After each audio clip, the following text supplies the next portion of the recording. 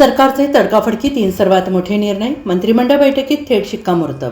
लाखो विद्यार्थ्यांचे नशीब उजळले. मुख्यमंत्री देवेंद्र फडणवीस यांच्या अध्यक्षतेखाली आज 5 मे 2026 रोजी मंत्रिमंडळ बैठक घेण्यात आली. या बैठकीत अनेक महत्त्वाच्या विषयांवर चर्चा करण्यात आली.